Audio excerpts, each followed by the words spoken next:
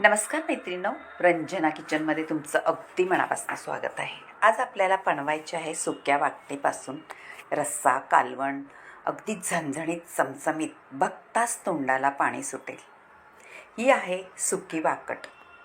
वाकटी आहेत त्या कापून घेतलेल्या आहेत आणि डोकं काढून टाकलेलं आहे. आता त्याचा काय करायचं आहे व्हिडिओ संपूर्ण पहा. अगदी तुम्ही पाहताच व्हिडिओ करायला घ्याल इतकी मस्त झणझणीत रेसिपी होते. आता वाकटीची तुकडे आहेत, त्याच्यावरती आपल्याला पीठ घालायचं आहे. बाजरीचं घाला किंवा ज्वारीचं घाला आणि छान चोळून आपल्याला धुवून घ्यायचं आहे.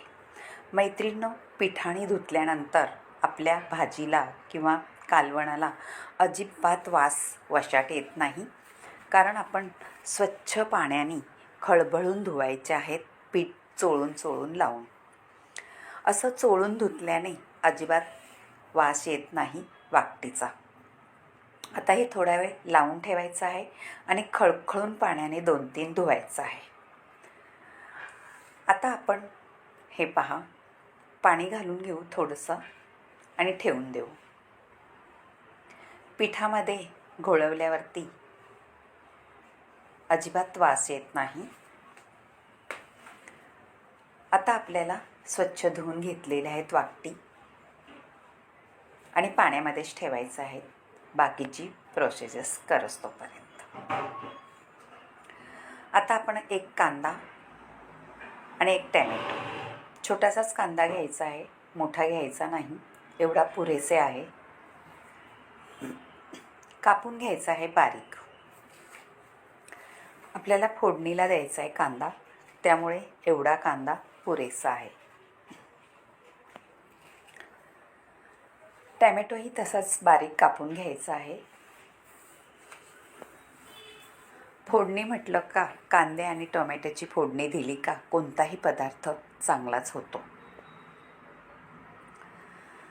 आता कापून घेतलेल्या नंतर पुढची प्रोसेस करू. एक लोखंडाचं पॅन ठेवायचं आहे. त्याच्यामध्ये आपल्याला तेल घालून घ्यायचं आहे. थोडंसं गरम होऊन द्यायचं आहे तेल आणि त्याच्यानंतर आपल्याला त्याच्यामध्ये वाकटी टाकून घ्यायच्या आहेत. वाकटी ह्याच्यासाठी टाकायच्या आधी, कारण त्या आपल्याला फ्राय करून घ्यायच्या आहेत. थोड्याशा फ्राय म्हणजे परतून घ्यायच्या आहेत. कशा परतायच्या ते सुद्धा सांगणार आहे. आता थोडा वेळ आपण असे तेलामध्ये परतून घ्यायच्या, म्हणजे त्याचा सुगंध भारी येतो कालवणामध्ये. आणि नुसत्याच टाकल्या तर आपली वाकट परतायची राहून जाते आणि कालवणाला वशाट वास येतो. आता थोडंसं परतून झाल्यानंतर तेलामध्ये आपल्याला मीठ घालायचं आहे त्याच्यामध्ये, आणि काही मसाले आहेत. हे आहे घरगुती मसाला आणि बेडगी मसाला आहे. हळद घालून घेतलेली आहे, म्हणजे आपल्या वाकटीला चव भारी येते. अशी तेलामध्ये परतून घ्यायची आणि थोडीशी शिजली पण जाते परतल्यानंतर. लोखंडाच्या पॅनमध्ये कोणतेही पदार्थ केला तर तो चांगलाच असतो, कारण आपल्याला लोखंडाच्यापासून छान असं लोह मिळतं. मैत्रिणींनो, नेहमी तुम्ही काहीतरी लोखंडाच्या पॅनमध्ये करतच जा. आता ते बाजूला ठेवून आपल्याला थोडंसं परतून घ्यायचं आहे आणि मी कढई ठेवत आहे दुसरी. त्याच्यामध्ये पण आपल्याला थोडं तेल घालून घ्यायचं आहे आणि गरम करून घ्यायचं आहे तेल. गरम झाल्यानंतर आपल्याला फोडणी करून घ्यायची आहे. मोहरी आणि जिरं घालून, मोहरी तडतडल्यानंतर आपल्याला जिरं घालायचं आहे आणि हिंगसुद्धा घालायचं आहे आपल्याला. मैत्रिणींनो, हिंगाचा स्वाद अप्रतिम येतो ह्या रेसिपीमध्ये. कढीपत्ता घालून घेऊ भरपूर सारा. प्रत्येक कालवण म्हणा, भाजी म्हणा, त्याच्यामध्ये कढीपत्ता घालत जा मैत्रिणींनो. कारण आपल्याला केसांसाठी कढीपत्ता अगदी उत्तम असतो. आता आपण कांदा आणि टॅमॅटो घालून घेतले आहे परतायला. परतून झाल्यानंतर त्याच्यामध्ये काही आपल्याला मसाले ॲड करायचे आहेत. थोडंसं मऊ व्हायला पाहिजे कांदा आणि टॅमॅटो. आता हा घातलेला आहे गरम मसाला, घरगुती मसाला, लाल तिखट आहे, मालवणी मसालाही घातलेला आहे आणि आगरी मसालासुद्धा घातलेला आहे आणि हळद आहे. थोडंसं चवीनुसार मीठ घालायचं आहे आपल्या मसाल्याच्या अंदाजानुसार. मैत्रिणींनो, आगरी मसाला किंवा मटण मसाला असं तुम्ही घालून नक्की ही कालवण करून पहा. तुम्ही 2 चपात्या किंवा 2 भाकरी नक्कीच जास्त खाल. आता हे वाटण आहे. वाटण कसलं आहे ते तुम्हाला डिस्क्रिप्शनमध्ये लिहून पाठवणार आहे. ते नक्की वाचा आणि वाटण तयार करा.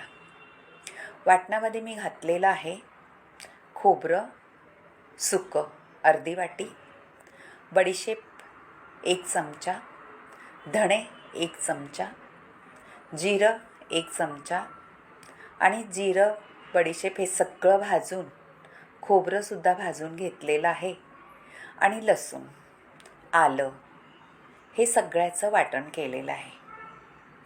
मैत्रिणींनो, कांदासुद्धा भाजून घातलेले आहेत. 1 मोठा कांदा होता तो सुद्धा भाजून घातलेला आहे. आता हे वाटण आहे ते घालून घेतलेले, परतून घेतलेले. त्याच्यात आपण पाणीही घातलेलं आहे आणि उकळीसुद्धा काढून घेतलेली आहे. आता आपण परतून घेतलेली वाकटी टाकून द्यायची आहे, त्याच्यामध्ये घालायच्या आहेत आणि खळखळून उकळी आणायची आहे. आपली वाकट थोडीशी शिजलेली आहे, 50% शिजलेली आहे. 50% रश्श्यामध्ये शिजवायची आहे. वरून कोथिंबीर घालायची आहे आणि आपला रस्सा आता तयार झालेला आहे. थोडंसं झाकण ठेवून छान रश्श्याला उकळी घ्यायची आणि त्याची तेल सुटस तोपर्यंत बारीक गॅसवरती खळखळून उकळी घ्यायची आहे. म्हणजे आपल्या वाकटीसुद्धा शिजल्या जातील आणि आपल्या मसालासुद्धा छान त्याच्यात घोळला जाईल. हे पहा, तेल बाजूनी थोडंसं सुटलेलं आहे. आपल्याला अजूनही थोडा वेळ ठेवायचं आहे.